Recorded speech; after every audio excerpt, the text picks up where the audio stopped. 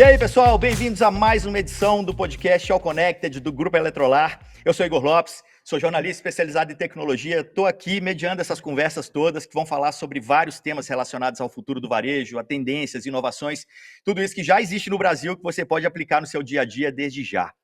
Bom, um tema que sempre está frequente aí, né, na vida de todo o varejo, seja indústria, seja comércio, seja loja, seja o que for, é meio de pagamento. Né? Acho que isso influencia bastante no preço do produto final, né? Porque tem as taxas aí no meio do caminho, tem a facilidade de uso dessas ferramentas, né? Que aí entra numa questão muito mais de user experience.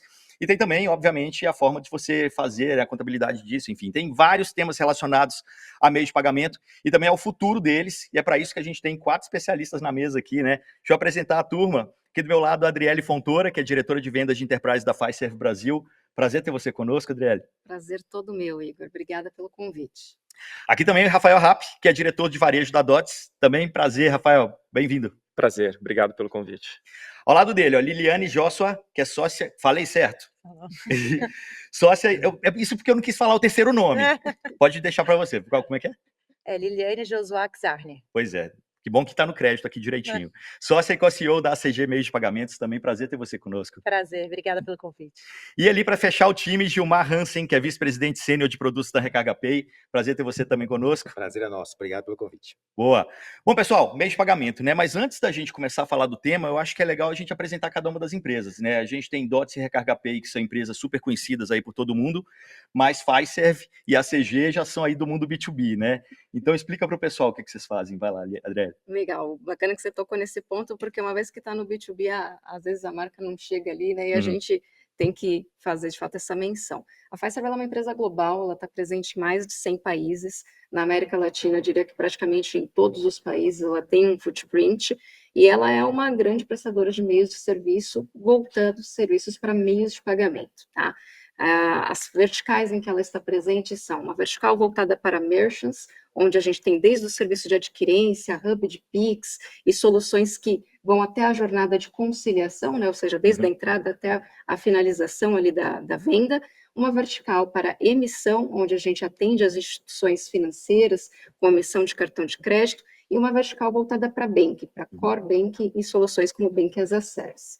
Aqui no Brasil, eu sou responsável pela vertical de serviços agnósticos, onde a gente tem um grande motor de referência, que é o CITEF, na captura e roteamento de transações no meio físico, presente aí em mais de 70% do varejo brasileiro. Quer dizer, grande parte dos brasileiros usam Fiserv sem saber que está usando, né? Mas está lá. Exatamente. Nas nossas conversas aqui de bastidores, nas trocas ali de menções de case, acho que de... Não, acho que a grande parte, eu chegava e falava, então, fulano, é nosso cliente também. É nosso cliente também. Exato, é um motivo de muito orgulho. A gente brinca que ali na Paulista, onde a Fiserv está localizada, né, o nosso escritório aqui, se você circula num raio ali de 500 metros, em todos os estabelecimentos você vai ver um cupom ali com menção CITEF from Fiserv. É muito orgulho. Boa.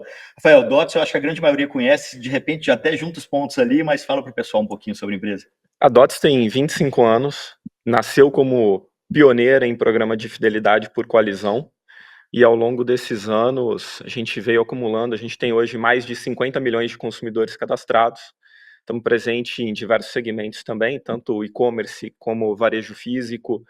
E nos últimos anos a Dots também se modernizou, a Dots virou um ecossistema digital. Hoje no aplicativo da Dots o consumidor encontra todos os serviços de uma conta digital, controla todos os seus pontos, usufrui de todos os pontos que ele ganhou nessa coalizão. E agora também a Dots está focando muito na oferta de produtos financeiros para aumentar o poder de compra desse consumidor. Perfeito. Liane, fala um pouquinho aí da ACG. Então, a ACG é uma instituição de pagamento. A gente tem 2 áreas de atuação, uma área de Banking as a Service e a outra, a gente tem um produto de marca própria, que é o PagCorp, que é hoje o nosso carro-chefe. PagCorp é um sistema de gestão de gastos corporativos em que a gente vende para empresas de todos os portes e essas empresas elas distribuem cartões Mastercard para os seus funcionários e esses funcionários vão utilizar esses cartões e fazer todo o controle desse gasto que é feito, né, pelos funcionários usando uma plataforma super completa, um aplicativo celular, enfim. Boa. Gilmar, Recarga Pay, o que você traz de novidade para 2024? Vocês estão sempre em evolução, né? Sim, a Recarga Pay comumente é um super aplicativo de pagamentos, mas hoje a gente já é também um ecossistema financeiro, tanto para pessoa física ou pessoa jurídica, ou consumidores e empreendedores. E a gente oferece um ecossistema tanto de pagamentos, quanto de empréstimos e de investimentos. Boa. Bom, pessoal, acho que assim, para a gente começar a história, tem um ponto que acho que é comum a todos aqui e que o brasileiro também adotou com paixão, que é o Pix, né? Tem muita novidade de Pix vindo aí, já vieram algumas e mais, né, que estão para surgir aí nos próximos meses, nos próximos anos. O Banco Central já deu essa deixa. Como que vocês estão enxergando isso? Como que vocês estão olhando para o Pix como um facilitador de pagamento, sabe? Como que vocês estão acoplando isso à solução de vocês? O Pix ele é o caminho sem volta, né? Aquele produto de meio de pagamento que chegou, talvez ali cercado de uma série de inseguranças, mas a gente já vê uma adoção em todas as gerações, em todas as classes sociais. Quando a gente olha para as facilidades que estão chegando agora com a regulamentação do Bacen, falando em específico do Pix por aproximação, isso vai permitir que ele alcance ainda mais penetração no mercado. A gente já vê aí nos últimos 4 anos tomando uma parcela importante no que seria o volume de transações de débito. Agora, com a facilidade de você não ter que abrir o app do banco e toda aquela fricção, né, que gera no momento do pagamento, sem dúvida alguma a gente vai ter uma adoção ainda maior. E a Fiserv, ela está antenada a isso, o nosso papel é ouvir como que essa agenda está se concretizando e como que a gente vai entregar essa facilidade aí para todo o varejo, sempre com o viés de que o cliente, quando chegar ali no momento do pagamento, ele tem que ter essa facilidade, a experiência de pagamento ela tem que ser fluida. Né? Inclusive, Fiserv e Recarga Pay são parceiros aí, que eu já estou sabendo também, né? Então, assim, vocês também estão falando muito de Pix por aproximação. Cara, o Pix realmente revolucionou tudo. A gente tá desde o soft launch, que foi... custa lembrar, né? Isso foi outubro, novembro de 2020. Né? Esse ano fazer 5 anos já. E eu acho que, assim, como ferramenta, a grande vantagem dele, principalmente quando ela é acoplada aos meios de crédito, é você poder entregar o dinheiro imediatamente para o lojista, né, para o empreendedor que está vendendo alguma coisa, e a pessoa que é o consumidor poder parcelar isso. Acho que esse foi realmente um grande mecanismo que fez o Pix explodir no Brasil, porque além da facilidade de uso, agora com o Pix com aproximação, tem o Pix automático que vai sair em junho desse ano, que a gente é uma instituição regulada e tem que entregar isso em junho, né, que também vai quase que tentar entrar no território do famoso DDA, dos boletos, você ter pagamentos automáticos agendados, não precisar mais toda vez ir lá e pagar e deixar isso tudo arrumado na sua conta.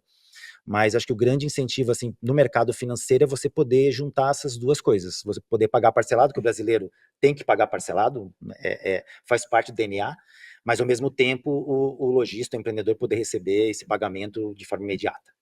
Acho que esse é o grande filão que ajuda as duas pontas. Quando você fala dessa coisa, né, de automatizar tudo, eu acho que tem muito a ver com o que a ACG faz, né? Facilita muito a vida do cara que está cuidando do financeiro da empresa. Sim, a gente tem trabalhado muito com essa questão da automatização e a gente está muito focado hoje em inteligência artificial. Então, a gente colocou uma inteligência artificial no nosso sistema para automatizar e facilitar a vida dos nossos clientes. Hoje eles também já conseguem carregar as contas por Pix e a ideia é que a gente aumente cada vez mais o escopo do Pix dentro do nosso sistema. Legal. Rafa, quando a gente fala de DOTS, assim, eu já cheguei num comércio e de repente chegou lá, na hora de pagar, ele falou, quer pagar seus tantos reais com os seus pontos DOTS? É uma questão muito de user experience ali que é bem amigável, né? E claro, todo mundo quer um desconto. E é nisso que vocês estão focando hoje?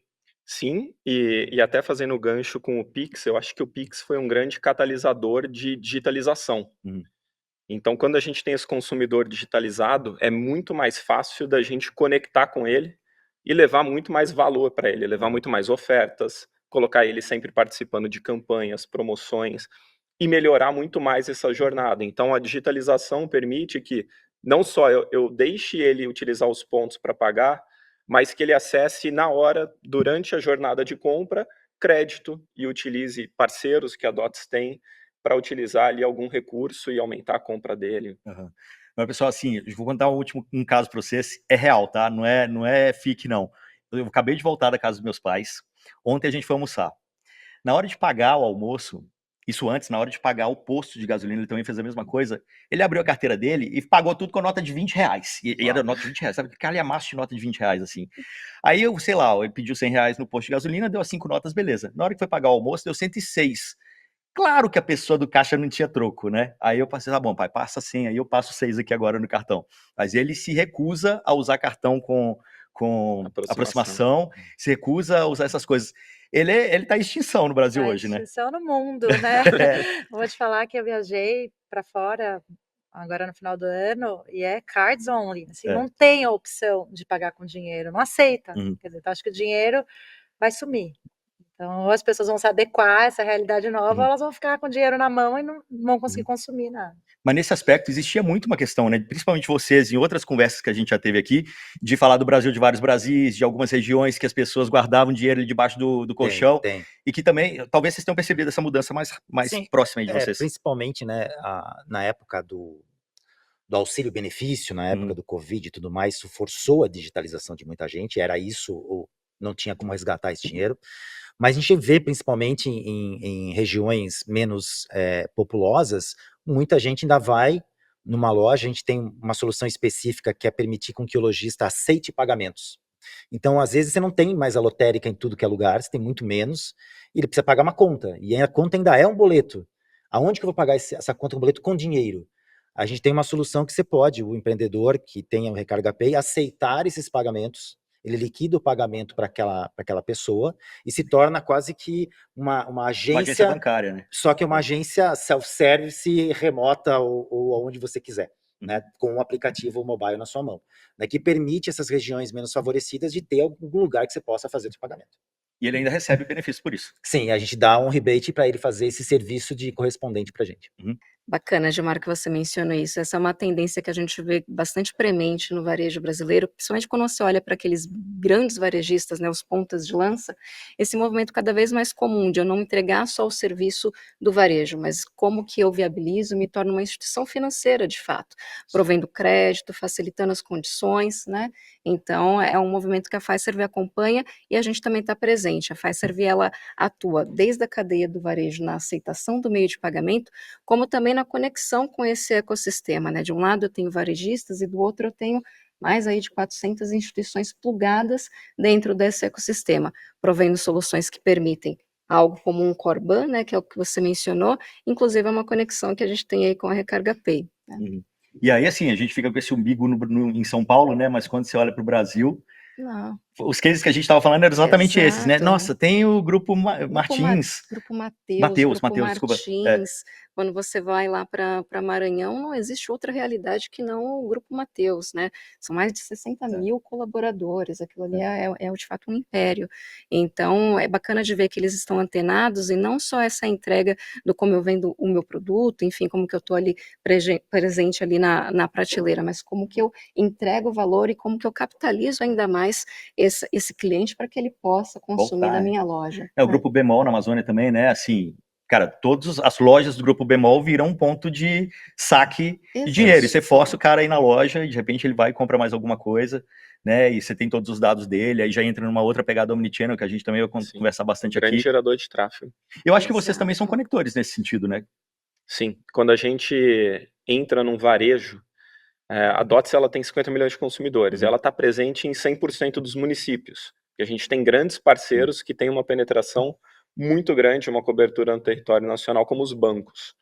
E então, quando a gente entra num varejista, a gente consegue levar e mobilizar essa base que é Dots, mas que ainda não é cliente daquele varejista para o varejista. Então, também a gente atua muito como um grande gerador de tráfego, de início, né, início de programa, lançando o programa daquele varejista, e ao longo do programa trabalhando muito mais na retenção e rentabilização do consumidor. E no caso da maquininha também é uma grande estratégia para tráfego na loja, né? Exatamente, esse é o grande pilar, porque eu estava no evento da NRF, que acabou de acontecer, o maior evento de varejistas, mas assim, e a grande dificuldade lá é como é que eu faço para monetizar minha loja física, né? A gente passou de uma época que tudo ia ser online, né, sempre esse delírio que vai ser tudo online, e para agora não, eu tenho um ativo aqui, um asset, eu tenho que monetizar isso aqui, como é que eu trago gente para cá, e muito para trazer outros serviços, o varejista, isso aplicaram muito lá na NRF, ele não pode mais viver apenas da venda do seu produto, ele tem que ter outras formas de monetização e outros serviços são imperativos, ou você vai fornecer serviços financeiros de qualquer outro tipo, mas você tem que engajar consumidores para que venham para sua loja, e aí aceitar contas, serviços financeiros de qualquer jeito, traz muito mais tráfego e você começa a ter um retorno melhor sobre o seu ponto físico.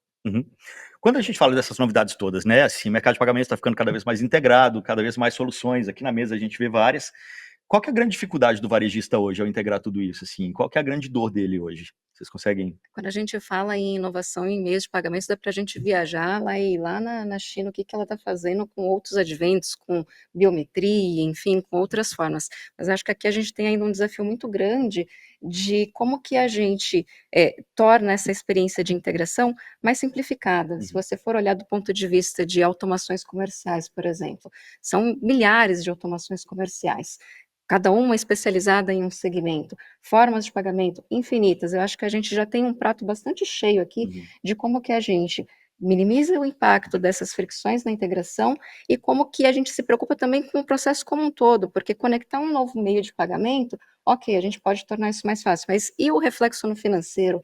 Como que ele vai conciliar? Como que vai ser capacitado o time que vai lidar com essa nova forma? Então tem todo um desafio aí também de olhar o ecossistema como um todo, não só na ponta no varejo, mas também no reflexo de como que a gente faz essas soluções legadas, se falarem com aquilo que de mais novo está sendo lançado no mercado. Vocês querem complementar? A gente vive bastante essa dificuldade. Claro, quando a gente vai para os grandes varejistas, eles já têm uma plataforma de hardware e software bastante estabelecida, é muito fácil de conectar. Mas quando a gente vai principalmente para o varejo pequeno e médio, aquele varejo regional, eles usam software houses locais, sistemas com baixa integração ou com tecnologia já ultrapassada. Então, acho que a grande dificuldade dessa implementação, né, do que se vê fora de meios de pagamento, pagar com digital e etc., a grande dificuldade no Brasil vai ser hardware e vai ser a integração de software, do varejista ter que investir para isso, né? Até que apareça alguma plataforma que comece a mudar o mercado e que comece a investir no varejo, mudando esse parque tecnológico. Você quer complementar? Sim, eu acredito que o grande objetivo é simplificar, né? Quando você vai mais para a base da pirâmide, como você estava falando, é mais fácil. Eu acho que o grande objetivo da Recarga Pay é oferecer tudo no mesmo lugar, para que você não tenha que ficar pulando de fornecedor em fornecedor. Principalmente para quem é menor não tem capacidade de fazer gestão, comparar preço. Então, se você consegue unificar a sua gestão de conta financeira com as ferramentas que você tem que usar no dia a dia, e acho que parte disso, um assunto muito legal é a questão da entrada cada vez mais forte do Tap on Phone, né, até mesmo com uma nova geração das maquininhas, e o mesmo celular que eu olho, o meu saldo da minha conta, o meu resumo de vendas eu uso para cobrar, cada vez vai simplificando e diminuindo a dor de cabeça dele ter um monte de periféricos ao mesmo tempo. Mas é louco, porque assim, acho que é um paradigma, né? A gente está falando da falta de tecnologia para juntar legados, ao mesmo tempo a gente tem vocês usando inteligência artificial, que é exatamente para facilitar a vida da pessoa. Esse gap aí é cultural, será?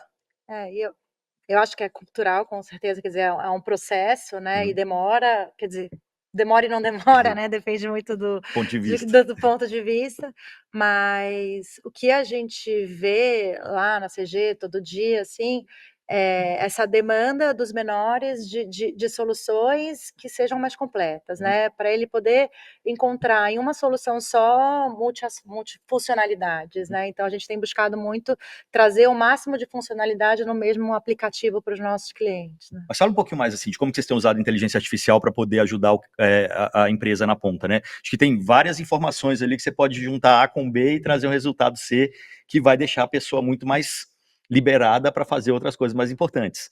Sim, acho que a ideia é sempre tirar o trabalho manual, né, das pessoas e aumentar a possibilidade dele gastar o tempo dele com coisas que realmente importam, né. Então a nossa inteligência é o Bob, ele, a gente criou ele com muito carinho, né, em homenagem ao nosso fundador.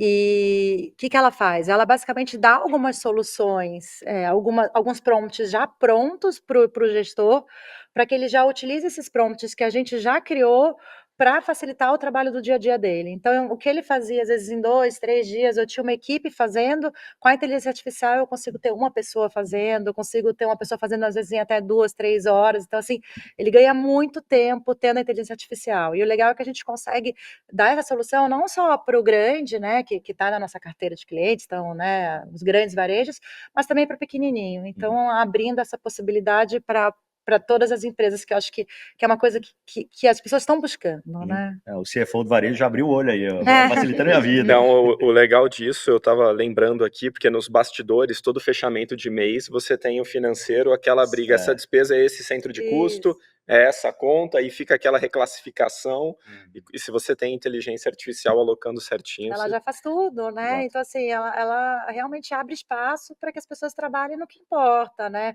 Muito menos trabalho manual e físico, muito mais trabalho intelectual. Ainda dentro desse tópico de inteligência artificial, como que vocês têm usado aí dentro da realidade de vocês esse tema, assim, para desenvolver produto? Do nosso lado, a gente usa muito na área de analytics. Então, dos varejistas que a gente atende, a gente fornece todo o suporte de tanto da estratégia de CRM, execução do CRM, quanto da área de analytics. Então, principalmente o varejo pequeno e médio, ele tem o software, mas ele muitas vezes não tem uma equipe dedicada, uma equipe especializada em gerar insights e extrair valor daquele software. Então, a gente tem toda a parte de IA dentro da nossa célula de analytics para gerar informações para esse varejista, desde categorias, promoções que ele poderia fazer, ou até segmentação de base, para ele trabalhar essa base e rentabilizar o negócio dele. Na Recarga Pay, assim, desde o desenvolvimento de software em si, né, você já tem as ferramentas que te ajudam a ser mais produtivo, a reusar código que já existe, e o próprio desenvolvedor tem mais produtividade com isso. A parte analytics fundamental para a gente analisar o comportamento do nosso cliente, né, e tentar entender quais as necessidades, para onde que pode arrumar o nosso roadmap que faça sentido. E eu acho que, de forma externa, os métodos mais clássicos, a gente às vezes esquece, né, muito da geração anterior, principalmente de machine learning, que você usa tanto para antifraude quanto para crédito. Né? E algo que a gente vem fazendo agora com bastante energia é o uso dos dados de Open Finance para a nossa concessão de crédito com o uso de machine learning. Né? Acho que tem um blend aí que a gente conseguiu aprender a fazer, porque sem Open Finance você tem que esperar o cliente vir, ele começar a usar você entender quem ele é, vários birôs, né? Porque inteligência artificial sem dados, ela não é execuível. Você precisa dos dados. E o Open Finance abriu uma gama, a gente atingiu, acho que foram 60 milhões de consentimentos no Brasil. Que é absurdo, né? O brasileiro adora tecnologia nova, né? Ele consente mesmo sem saber o que é, né? A gente tem vários pontos no nosso aplicativo que a gente pede que ele conceda a autorização, e tem um lugar escondido no aplicativo que ele concede de maneira espontânea, e tem muito volume, porque na cabeça dele ele já acha que se eu conceder dados aqui, alguma coisa melhor esse aplicativo vai me dar. Né? Então isso já está na cabeça do brasileiro, e a gente usa muito inteligência artificial para conhecer ele muito mais rápido e poder atender ele muito mais rápido e com mais assertividade. No caso de vocês, Adriane? Bom, na Fiserv a gente vai bem ao encontro do que o Gilmar mencionou. Na solução de antifraude, a Fiserv ela tem uma solução proprietária de antifraude em que a gente usa bastante esses mecanismos para cruzar com dados de birôs, aberto, e também das nossas próprias bases de consumo. Como falei, são mais de 70% do varejo conectado, a gente tem um rico conteúdo para utilizar essas informações de como que a gente dá um score mais assertivo para que os nossos clientes possam se munir dessas informações. E não diferente também na parte de oferta de crédito. A Fiserv ela tem uma adquirência proprietária, né, que é a BIM, que é a nossa marca para o varejo, onde ela também trabalha o estudo do comportamento, do consumo, para que a gente possa direcionar a oferta de antecipação tanto na agenda interna, como até mesmo na agenda externa, o que é feito através do Open Finance. Quando a gente fala na jornada completa, né, como que eu entrego isso, como que eu engajo esse cliente já na ponta inicial, integrar isso com as máquinas, né, com o hardware, o dispositivo que está ali na frente, naquele momento da venda, no momento o cliente está ali entusiasmado na compra, e que ele entende que ele vai ter algum benefício, é muito mais fluido. Então isso tem sido cada vez mais acho que transparente e aceito. Acho que se a gente olhasse muito tempo atrás, ali talvez não tanto tempo, você tinha uma certa insegurança das pessoas de aderirem, né, e de conferir esse opt-in para que os dados fossem abertos. Hoje a gente já tem uma cultura já um pouco mais aberta a isso. Foi bom você falar de hardware também, porque vocês têm o Clover, né? Exato. E aí ele traz tudo, já existe no Brasil? Já existe, nós fizemos o lançamento em dezembro do ano passado, está super fresquinho, assim, a notícia do momento da Fiserv. A gente está apostando bastante nisso como um plano de expansão global. O Clover ele já é uma oferta da Fiserv há 10 anos, é uma empresa que foi adquirida do Vale do Silício, e ele já está presente em mais de 700 mil estabelecimentos quando a gente olha para a penetração nos Estados Unidos. Para o Brasil, como a gente é bastante também ali, digo, tem uma gana, né, de fazer, a gente não vai querer ficar para trás. O nosso plano é em 3 anos alcançar também essa marca de penetração tal qual a gente já tem nos Estados Unidos, e ele é uma oferta completa, ele é mais do que simplesmente uma maquininha, né, ele é uma plataforma de pagamentos que ele vai mirar atender não só o SMB, como também o cliente de grande Mas o que porte, ele tem de né? diferente, assim? O que ele tem de diferente? Ele já integra por nativo com todas as automações que a gente tem dentro da nossa base, do nosso portfólio. Hoje são para mais de 5.000 automações, a gente está no processo dessa jornada, né, de integração, e também conectando com o outro lado da cadeia, né? Ele é uma ferramenta agnóstica, ele conecta ali com diversos meios de pagamento.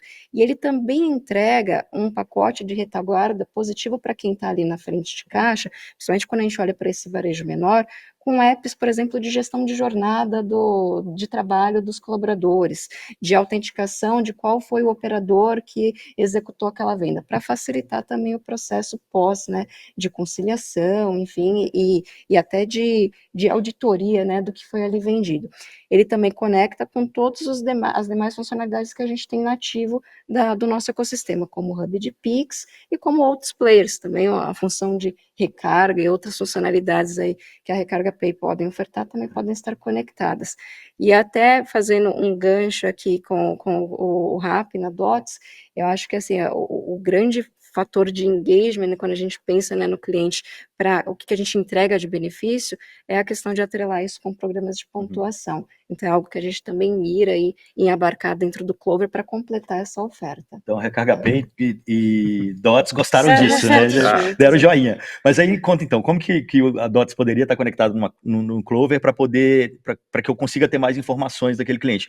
Acontece, eu chego numa farmácia, dou meu CPF, está conectado ali, na hora que eu vou pagar ele já aparece ali. Mas ele vai me puxar vários dados de comportamento de consumo, né? Nesse caso. Exato. Como que o Clover funciona? Ele está integrado num motor único, né, de identificação desse cliente na base Fiserv, em que a gente consegue tokenizar uma transação que é capturada ali na frente de caixa e poder fazer uma ativação posterior para um link de pagamento ou cruzar com um e-commerce. Ele é a porta de entrada para todo o ecossistema Fiserv, né? Acho que a grande palavra aqui é que ele é um motor de conexão independente do canal que esse cliente esteja. Como que a gente pode conectar, inclusive, com uma DOTS? Eu consigo identificar através desse fator único, que é o CPF, esse cliente para poder fazer tanto o acúmulo de pontos, como também o resgate como uma oferta de pagamento, que é algo Sim. que eu já vi que está bastante alinhado ali com a estratégia. Legal. E a Recarga Pay, como poderia tirar proveito disso? Eu acho que todos os nossos serviços, principalmente aqueles que a gente é líder de mercado, né, serviço de transporte é um deles, que pode ser oferecido através do Clover. A gente hoje está em mais de 70 cidades e somos líderes do SP Trans também. Então, assim, essa pluralidade, né, de serviços e poder redistribuir eles através de outros canais, para nós sempre é interessante, porque acaba aumentando a aderência como um todo do aplicativo depois. Será que, no seu caso, será que o Clover não pode ser um grande assistente de fazer, quando o seu usuário utiliza o cartão, já fazer todo o trâmite de entregar uma prestação de contas pronta para a empresa, sem que o usuário tenha que fazer nenhum outro step? Fazer algum tipo de integração, né? Acho que é um caminho que faz muito sentido, né? Quanto mais integração e mais facilidade para todo mundo, a gente, né, entrega um produto melhor. Então, acho que seria um caminho. E a gente também, né, seguindo também, acho que pode conectar com a DOTS, porque eu acho que é uma coisa que é o que mais a gente tem de solicitação. A gente hoje tem, sei lá, 500 mil cartões na rua, mais de 1 milhão emitidos, programas de benefício, né? Então a gente depois pode Aí estimula o gasto, né? Esse que é o estimular o problema. gasto, né, e dar algum tipo de benefício. É que hoje é mais complicado porque, como os nossos cartões eles são usados no CNPJ da empresa e não no CPF do usuário, quem ganha esse benefício, né? A empresa ou o usuário? Como você organiza essa questão de premiar Milhas. essa utilização, né? Eu vou dar milhas para o usuário, sendo que Vai para a empresa. ou vai para a empresa, né? Polêmico. Então, é polêmico, é um ponto que a gente pensa muito, conversa muito internamente, e adoraria aprofundar e ver como dar esse estímulo, né, para os nossos clientes. Já troquem cartões. Pronto. Agora, Rafa, falando um pouquinho mais de DOTS, assim, eu acho que foge um pouco da questão de meios de pagamentos, mas é muito interessante quando você faz parte, quando um varejista faz parte de um grupo como o DOTS, porque ele acaba aproveitando da audiência e dos clientes dos outros parceiros daquele pool ali, né? Vocês têm um número para falar o quanto de vendas aumenta ou quanto de novos clientes são levados para determinado tipo de empresa que faz parte do pool?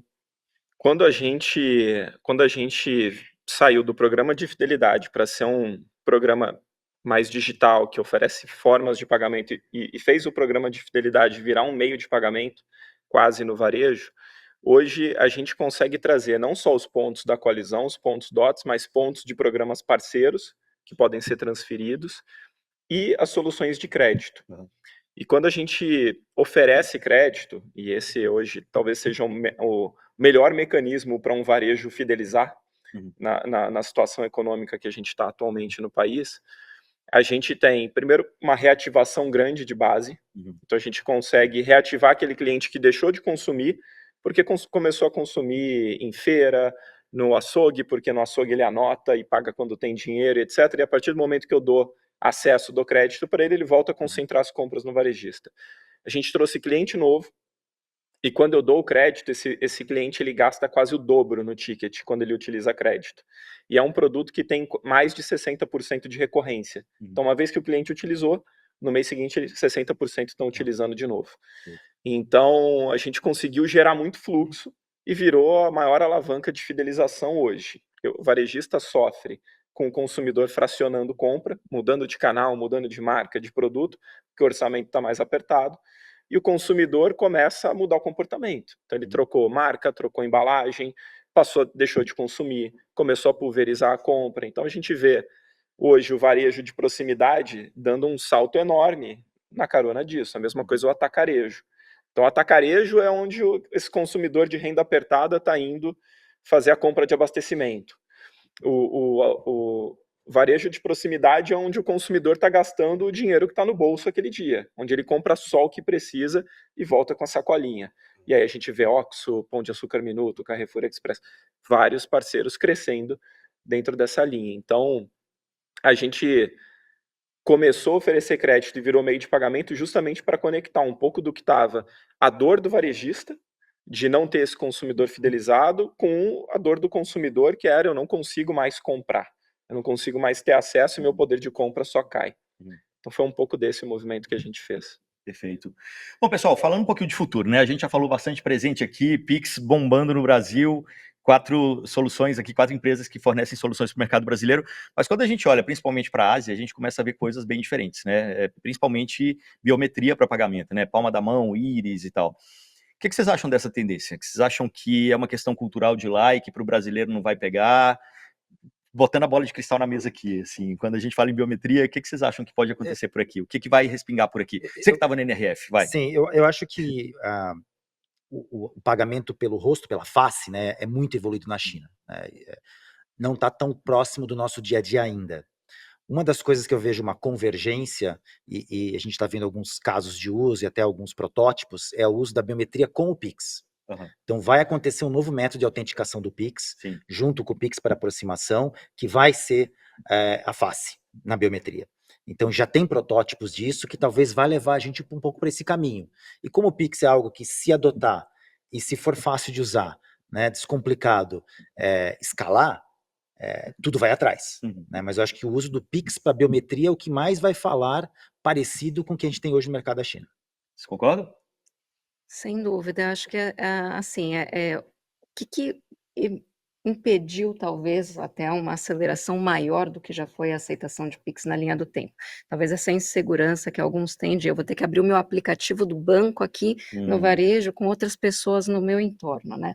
Para a aproximação ele já vai desmistificar isso, porque já no próprio aparelho você já tem algum certo fator de autenticação por algum tipo de biometria. Avançar para isso, para face, acho que a gente tem todo o aparato tecnológico para poder acompanhar. É muito mais entender o momento, a possibilidade de escalabilidade e estar entendendo como que isso vai se replicar aqui no mercado. Mas é importante acompanhar esse movimento. Para vocês? Eu também acho que não tem volta, né? Um caminho meio que sem volta.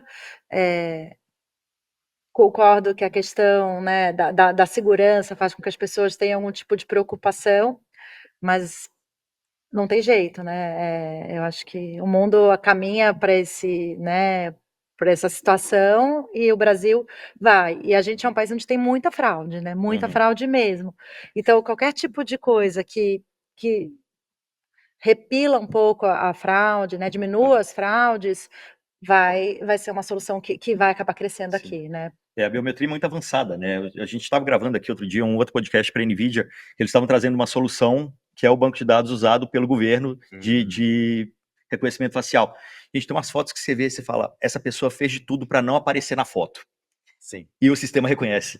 É impressionante, assim, a curiosidade do negócio, tanto que ele consegue puxar a face daquela pessoa, mesmo em situações bem adversas, pouca luz, de baixo para cima, sabe? A Uhum. pessoa, enfim, você fala alguma coisa? Eu acho que a gente já está, né, bem avançado nisso Aham. que toca do governo, e pegar um gancho aqui para mencionar, o próprio governo, na regulamentação do SIGAP para o segmento de bets, Sim. exige que os saques sejam feitos com autenticação É. multifator biométrica. Então, assim, é algo que a gente não vai ter como fugir. Em algum momento Aham. isso vai se replicar de maneira expandida aqui, e a gente tem que estar como representantes aí do setor de meios de pagamento atento a esse movimento.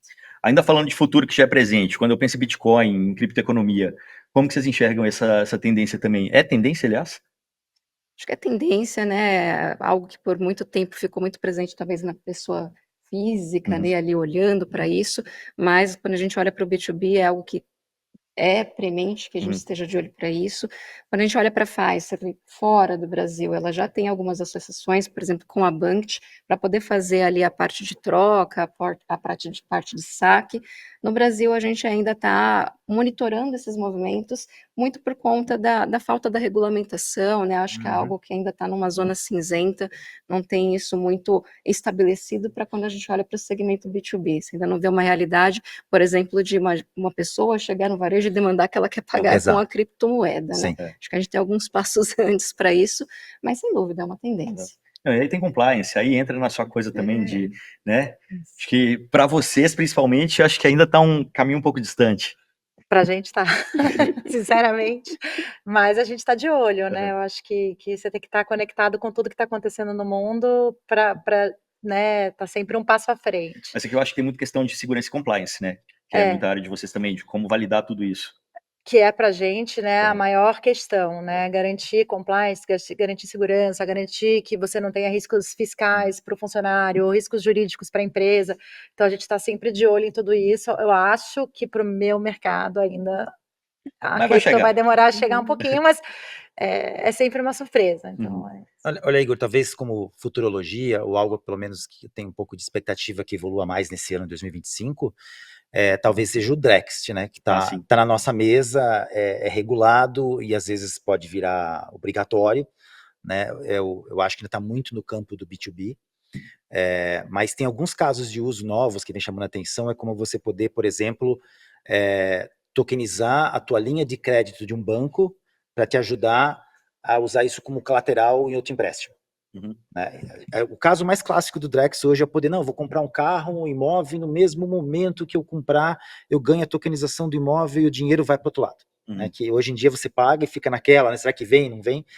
E isso talvez mais levado para o consumer, né? Onde o consumidor possa tentar pegar uma linha de crédito para dar como garantia, né, ou um fundo de investimento como garantia no empréstimo, e isso através do Drext, pode ser talvez o primeiro grande caso de uso em 2025, que fica um pouco mais popular, né, um pouco mais perto de nós. Eu acho que tem uma outra tendência também, assim, na China, de novo, né, voltando lá para a China, é bombada, né, os super apps, tem 2 ou 3 aplicativos que você faz tudo da sua vida neles, e quando a gente pensa num ecossistema Recarga Pay ou até Dots, a gente tem um pouquinho disso também, né, um pouco dessa lógica. Como que vocês têm trabalhado no caso da Recarga Pay, assim, um aplicativo que faz tudo, ou uma maquininha que faz tudo, né, uma empresa que faz tudo? A gente acredita muito que essa simplificação e essa centralização melhore a vida do consumidor ou de um lojista.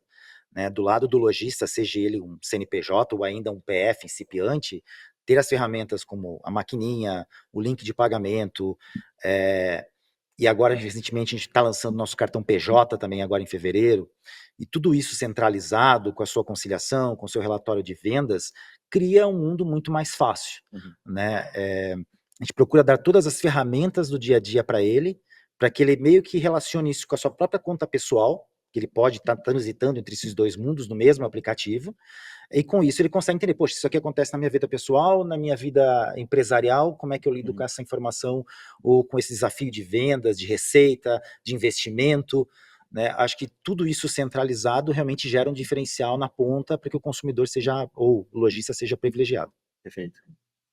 A gente também, hoje dentro do nosso app, o consumidor consegue fazer praticamente tudo, e todo tipo de consumidor. Então, se ele quiser utilizar os pontos para trocar por uma passagem de primeira classe, ele troca, e aquele consumidor que quiser recarregar o celular pré-pago, recarrega. E para o varejista também, sempre focando na melhor jornada para o consumidor, vários varejistas criaram o seu próprio aplicativo. Poucos decolaram, né? Pouca atratividade, pouco valor para o cliente. Geralmente a mesma promoção do aplicativo é a que está na loja. Então a gente também hoje preparou o nosso aplicativo para ser o aplicativo do varejista. Então o varejista que quiser ter o espaço dele dentro do nosso e utilizar o nosso e até reduzir despesas com tecnologia, etc., está pronto para utilizar o nosso e o consumidor fazer a jornada completa num aplicativo só. No nosso caso, a gente tem trabalhado forte para aumentar o escopo de coisas que a gente coloca dentro do nosso sistema.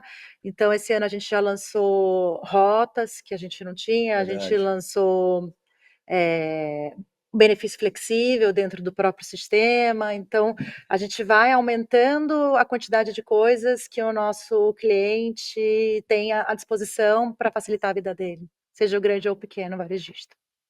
Perfeito.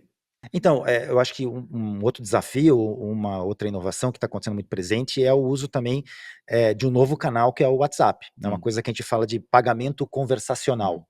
A Recarga Pay recentemente colocou em produção, em parceria com a cidade de Manaus, onde eu posso, através de um contato telefônico, fazer a recarga do meu cartão de transporte, né, através do Pix, inclusive.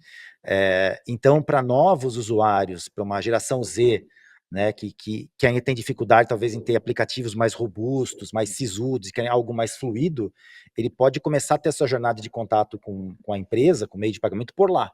E de lá a gente conseguir oferecer incentivos, cashbacks, créditos para ele poder migrar para o aplicativo depois. Então, a ideia é realmente transformar esse aplicativo unânime aqui na nossa vida também mais uma fonte, mais um canal de clientes. Mas a gente está colocando o WhatsApp também. A gente está com um projeto que, por exemplo, o usuário, quando faz uma compra com o nosso cartão, tira uma foto da nota fiscal, ele coloca no WhatsApp, e aí o WhatsApp já lê, já manda para o sistema, já manda para a inteligência e já manda para o gestor com tudo integrado. Então, assim, a gente tem um super app para o gestor e o máximo de facilidade para o usuário, né? Perfeito. No seu caso, eu acho que é mais fácil a pessoa confiar, né? Beleza, eu tô botando aqui e tal. Mas eu fico pensando no seu caso, assim, o brasileiro já está tão acostumado com golpe que ele vai chegar e pensar, putz, eu vou colocar esses dados aqui no WhatsApp, será que isso aqui não é golpe? Eu vou pagar por aqui mesmo? Eu acho que Como é facilita que fica essa questão educacional, né? que o ticket é baixo, né? Então ele vai recarregar R$50, né? E tá usando o Pix. Eu também não tenho medo, não tá botando o dado do cartão de crédito dele lá, né? Ele recebe uma chave Pix, ele copia, clica em copiar, vai no seu aplicativo de preferência, pode ser a própria Recarga Pay, não faria muito sentido, mas ele paga e depois recebe aquela recarga, né? E algum benefício, tipo cashback, agora baixa o aplicativo e venha ser um cliente, ter outras facilidades, etc, etc. Então, acho que para tickets baixos é um grande laboratório e vem crescendo de forma bem interessante no Brasil. Vocês percebem uma adoção mais fácil do brasileiro com relação aos meios de pagamento? Porque, por exemplo, por contato, né? Só bombou mesmo depois de pandemia. Né? Acho que teve um impulsionador importante ali para novos meios de pagamento, seja o WhatsApp, seja outras coisas, sei lá, biometria, íris. Será que o pessoal não vai ter um pouco de medo? E como que vocês veem que a gente pode fazer para poder cair com esses mitos, sabe? O brasileiro gosta de novidade. Ele gosta já visto de agora tecnologia, a íris aqui, né?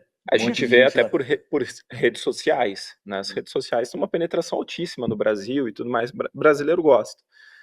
Eu acho que para ser massivo tem que acontecer alguns movimentos grandes. Então o Pix é um movimento grande, acelerou a digitalização e etc. Até voltando no passado, né?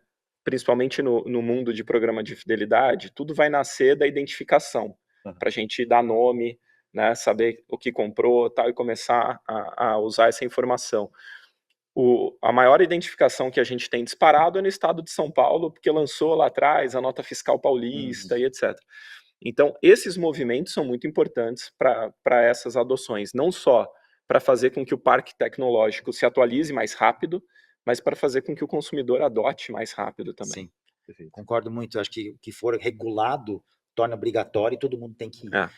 O próprio Open Finance, esse ano também, outra coisa muito importante, a partir de junho, todas as instituições financeiras com mais de 5 milhões de contas são obrigadas a estar compartilhando dados. Então, até o momento, mesmo que esse crescimento fantástico, você vê muita gente tentando se esconder.